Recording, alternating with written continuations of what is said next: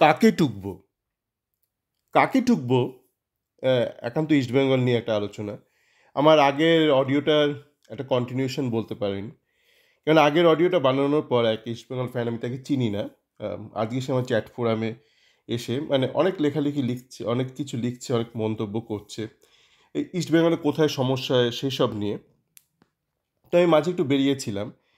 তো এসে দেখলাম যে সে লিখেছে যে জাপান, কোরিয়া এদের থেকে অনেক কিছু শেখা যেতে পারে। তো আমার মনে হলো যে এই ব্যাপারটা নিয়ে লেখালেখি করলে অনেকটা সময় লেগে যাবে। তাই একটা ছোট্ট একটা অডিও।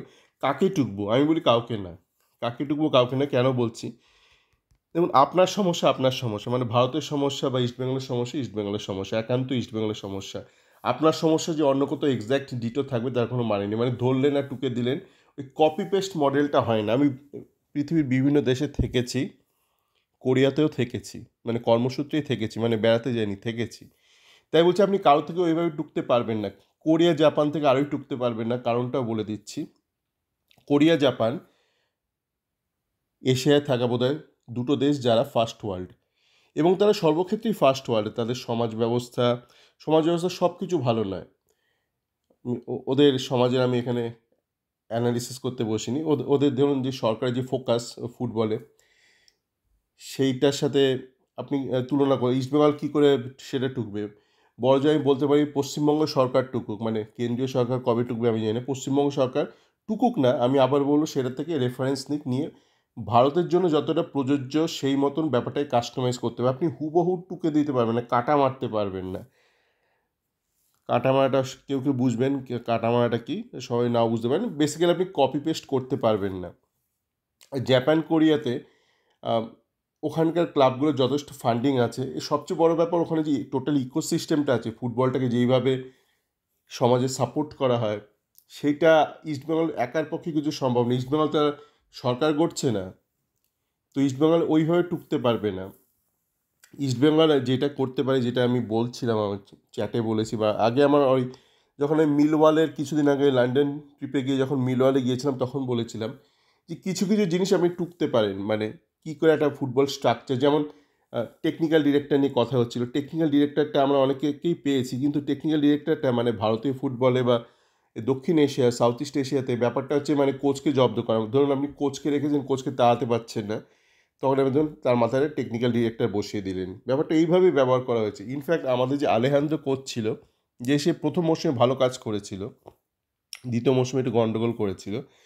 সে তার আগে বুড়িরামে ছিল, বুড়িরাম যে থাইল্যান্ডের ক্লাব, সেখানেও সে প্রথম সিজনে ভালো করে দ্বিতীয় সিজনে একটু গন্ডগোল করেছিল। একই গন্ডগোল সে আবার ইন্ডিয়াতেও এসে করেছিল ইস্ট বেঙ্গলে, বিদেশি চয়নের ব্যাপারে। তো তখন সেকেন্ড সিজনে তাকে তো আর তার সঙ্গে চুক্তি হয়ে গেছে, তাড়াতে পারছে না, তখন তার মাথায় একজন টেকনিক্যাল ডিরেক্টর বসিয়ে দেওয়া হলো তাই জব্দ করার জন্য। তো টেকনিক্যাল ডিরেক্টর ব্যাপারটা কিন্তু এই নয়। টেকনিক্যাল ডিরেক্টর হচ্ছে আপনার যে ফুটবল বা ফুটবলের যে ব্যাপারটা আছে, আপনি দেখতেই পারবেন, আপনি গুগল করবেন মানে টেকনিক্যাল ডিরেক্টরের জব স্কোপটা কী দেখতে পারবেন। সে মানে পুরো একটা ভিশন, আপনার প্ল্যানিং ট্যানিং এগুলো করবে। তো যেটা দরকার ইস্টবেঙ্গল ক্লাবের, ইস্টবেঙ্গল ক্লাবে তো মানে আমি দেখেছি অনেকে অনেক কিছু বলেছিলাম। ওই যে তুমি এসো একটু ক্লাবে এসো, কেউ বলছে কফি খাওয়াবো, কফি খাওয়াবো, কেউ এসব অনেক কিছু কথাবার্তা। দেখুন কেন বলবো, কেন কেউ আজকের দিনে দাঁড়িয়ে এই যে লোকে আপনাকে নিজে থেকে বিভিন্ন ফিডব্যাক দিচ্ছে, এটাই যথেষ্ট। এই ফিডব্যাকটা কালেক্ট করতে আপনি যদি একটা ধরুন একটা ভালো প্রোডাক্ট কোম্পানিতে চাকরি করেন, তো জানেন এই ফিডব্যাক কালেক্ট করাটা একটা বিশাল ব্যয়সাধ্য। মানে আপনাকে সারা বিশ্ব থেকে বা যেখানে আপনি প্রোডাক্টটা মার্কেটিং করতে চান সেখানে আপনার মার্কেট ফিডব্যাক নিতে হবে, তার জন্য প্রচুর টাকা ক্ষয় হয়। ইস্টবেঙ্গলে ব্যয় হয়, ব্যয় ক্ষয় দুটোই। তো ইস্টবেঙ্গলের ক্ষেত্রে ইস্টবেঙ্গলের ফ্যানরাই স্বতঃস্ফূর্তভাবে পৃথিবীর যে যেখানে রয়েছে সেখান থেকে অনেক ফিডব্যাক দিচ্ছে এবং ওপেনলি দিচ্ছে। এমন নয় যে কোনো ক্লোজড গ্রুপে বা ডার্ক ওয়েবে দিচ্ছে, সেরকমও নয়, ওপেন চ্যাট ফোরামেও দিচ্ছে। এবার আমার চ্যাট ফোরামে অনেকে ইস্টবেঙ্গলের যে মানে ম্যানেজমেন্টের লোকজন, যে ক্লাবের বলুন বা ইনভেস্টারের, এরা অনেকে ফলো করে। কেউ কেউ ডাইরেক্ট ফলো করে, কেউ কেউ ইনডাইরেক্টলি ফলো করে। এবার তা সত্ত্বেও তারা তারা যদি কোনো ধরুন একটা গঠনমূলক আলোচনা যদি গ্রহণ না করে, আপনি কি মনে করেন যে আপনি যদি একটা বিশাল একটা চিঠি লেখেন বা একটা কোনো অনলাইন পিটিশন লেখেন, সেগুলো কেউ গ্রহণ করবে? মানে যার গ্রহণ করার ইচ্ছা থাকে সে নিজে থেকেই গ্রহণ করে এই ব্যাপারগুলো। তো যাকে আমি তবু কেন আলোচনা করি, দেখুন আমি দেখেছি যে এই আলোচনার ফলস্বরূপ অনেকের মাথা খুলে যায়, আক্ষরিক অর্থে মাথাটা খুলে যায়। যেমন একটা ছেলে, সে স্টুডেন্ট, মানে গ্র্যাজুয়েশন করছে। তো ও আমাকে বলেছিল, দাদা মানে আহ, এই তোমার এই চ্যাট ফোরামে আসার পর থেকে, আলোচনার পর থেকে এখনও অনেক কিছু আমি অন্যভাবে বিশ্লেষণ করি, এবং এই ব্যাপারটা কিন্তু আপনার ব্যক্তিগত জীবনে কাজে লাগে। এটা খুব কম হয়। ওই জন্য আমি মাঝে মধ্যে কথাবার্তা মাঝে রাজনীতিও আনি, কেননা এটা খুব কম হয় যে আপনি একটা বিষয়ে দারুণ তুখোর আর অন্য সব বিপরে গাঁট বা মাথা মোটা। তো সেই জন্য দেখে রাজনীতি যখন বললাম, একটা দুটো মজার কথা বলি। এই একটা, এই আরজি কর নিয়ে একটা হচ্ছে, একটা জ্ঞানের কথা, এটাকে আপনার অন্যভাবে কেউ নেবেন না। আহ, কিভাবে বলতে চাই যে মানে আমরা কতটা ভুল, মানে কতটা অশিক্ষা বিভিন্ন ব্যাপারে। এই যে আরজি কর একটা ব্যাপার হচ্ছে, সেখানে একটা স্লোগান রয়েছে না, ওই যে ঘটি বাঙাল। তো ঘটি কথাটা, এটা তো অনেকেই জানে না, আমি যদিও চ্যাটফোনে বহুবার বলেছি, ঘটি কথাটা কিন্তু তার একটা লিমিটেশন আছে। মানে ঘটি আর এদেশি এক নয়। মানে যারা বাংলাদেশের ওপারে তাদের ওদেশি বলে বা বাঙাল বলে। যারা এপারের লোক, মানে মানে বাংলাদেশের এপারে, তাদেরকে কিন্তু টেকনিক্যালি এদেশি বলে, ঘটি নয়। এবার এদেশিদের মধ্যে যারা উত্তর কলকাতার, মানে বনেদি, মানে ওই ওই মানে উত্তর কলকাতার এলাকার লোকজন, তাদেরকে শুধু ঘটি বলে। এবং টেকনিক্যালি ওটা হওয়া উচিত ছিল এদেশি আর বাঙাল, কিন্তু যাকে হয়তো ছন্দের কারণে হয়তো ঘটি বাঙাল এরকম করে দিয়েছে। বা আমার দৃঢ় ধারণা ম্যাক্সিমাম লোক জানেই না, মানে যে হয়তো মিদনাপুরে থাকে, যে কাঁথিতে থাকে, সেও নিজেকে হয়তো ঘটি বলে, উইচ ইজ কারেক্ট নয়। আপনাকে উত্তর কলকাতার ওইটা ছাপ্পাটা লাগা চাই, এই বাবু কালচারে ওইটা থাকা চাই ঘটি হতে গেলে। আরেকটা বিষয়, এইটা বলে শেষ করবো, এইটা কেন বলছি, এগুলো দরকার, এগুলো আপনার জানা দরকার। আপনি যারা সলিউশন আনতে চান জীবনে, তার জন্য এগুলো জানা দরকার। যে আমি দেখছিলাম, মানে কেউ কেউ, মানে যারা পশ্চিমবঙ্গ সরকারের বিরোধী বা তৃণমূল কংগ্রেসের বিরোধী, তারা অনেকে বলছিল যে এই যে কেস হচ্ছে সুপ্রিম কোর্টে, সেখানে 21 জন উকিলকে কেন টাকা দিচ্ছে। আমি জানি না আপনারা কোন যুগে বসবাস করেন, মানে আপনারা তো এখনও ব্যোমকেশ, ফেলুদা ওগুলো ভাবেন সত্যিকার জগতে থাকে, আর হয়তো এরকম ভাবেন যে সানি দেওলের মতন কেউ আসে, এসে তারিখ পে তারিখ পে তারিখ করে যায়, মানে এসে একাই মানে বুক ফুক ফাটিয়ে একদম মানে হল কাঁপিয়ে মানে কেস লড়ে যায়। বাস্তব জগতে এরকম হয় না। এরকম আপনার প্রচুর ওয়েব সিরিজও দেখবেন। ওই স্যুটস বলে একটা ভালো একটা ওয়েব সিরিজ আছে, দেখবেন তো প্রচুর সিজন হয়ে গেছে, ওই নেটফ্লিক্সে পাবেন। এখন সব ল ফার্ম হয়ে গেছে। মানে যেমন আগেকার দিনে ছিল ডাক্তারিতে, আপনি ডাক্তারি পাস করার পর আপনার বাপের বাপের টাকা খরচ করে একটা আপনার একটা দোকান মতন খুলতে হবে, প্র্যাকটিস করতে হবে। এখন সেরকম নেই, এখন সমস্ত মানে প্রাইভেটাইজড হয়ে, যেটা অলরেডি বিদেশে ছিল বহু বছর আগে থেকে, মানে ইউএসএ ইউরোপে ছিল সেরকম। এটা বহু পুরনো, এই ল ফার্ম কনসেপ্টটা ইউএসএ তো বহু পুরনো। আর এখন আমাদের দেশেও এটা হয়ে গেছে। আর যারা যারা বড় উকিল, তারা ওই একলা একলা ওই সানি দেওয়ালের মতন কাজ করে না, তাদের বড় টিম থাকে, একটা মানে প্র্যাকটিস থাকে। তো আপনি উকিল ল পাস করে আপনি এসব ল ফার্মে জয়েন করতেই পারেন। মানে এক একটা ল ফার্ম এক একটা বিষয়ে কাজ করে। কেউ সিভিলে কাজ করে, কেউ ধরুন ক্রিমিনালে কাজ করে, বিভিন্ন মানে কর্পোরেট। কিন্তু এরকম ল ফার্মে এসব চাকরি তো, একটা যখন ধরুন আপনি কপিল সিবাল মতন কাউকে হায়ার করছেন, মানে you are not hiring Kapil Sibal, you are hiring is law firm. তো যখন ল ফার্মে যাবে, বস যাবে, সে বস নিয়ে পুরো টিমটা নিয়ে যায়। এখানে এমন হয় যে আলাদা আলাদা করে 1 2 3 করে 21 জনকে কেউ নিয়োগ করেছে।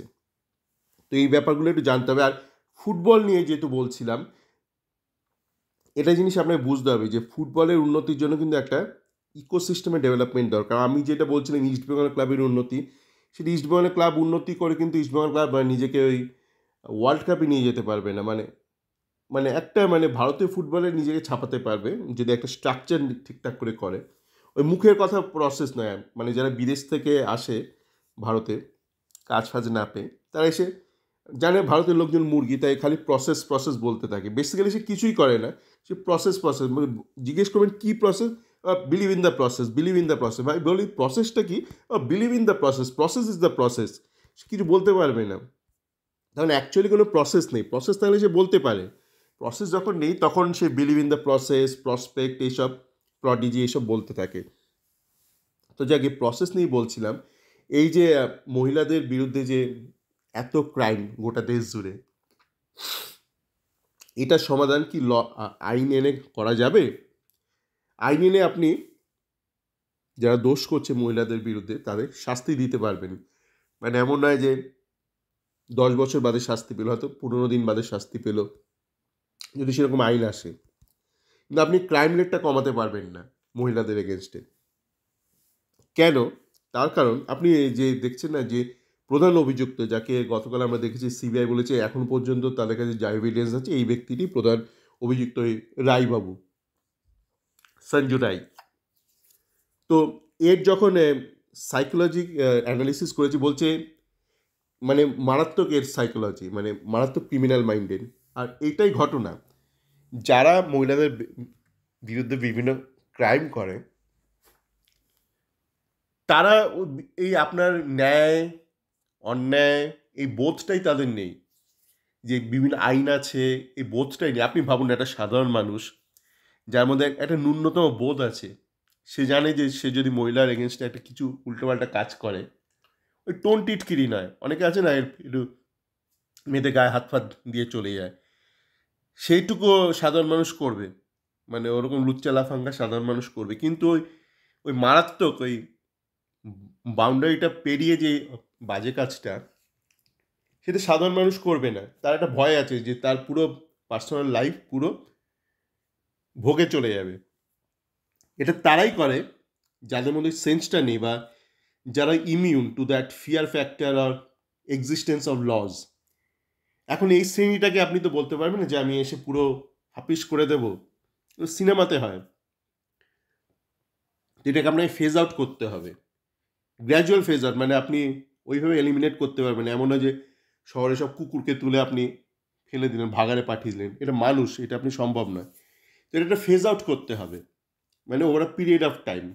তো সেটা করতে 30, 40, 50 বছর লেগে যেতেই পারে। আপনি বলে বাবা তাহলে এখন আমি কী করবো?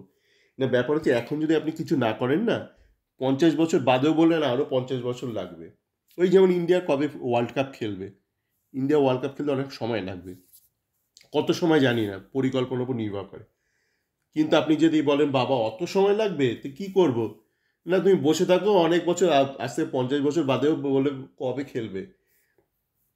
ব্যাপারটা একই। এবার আপনি বলেন কেন আলোচনা করেন, এই কারণে আপনি যদি এই ব্যাপারটা বোঝেন আপনি ওই ব্যাপারটাও বুঝবেন, আপনি ওই ব্যাপারটা বুঝলে আপনি এই ব্যাপারটা বুঝবেন। ঠিক আছে, আশা করি কিছুটা বোঝানো গেল। সকলে ভালো থাকবেন।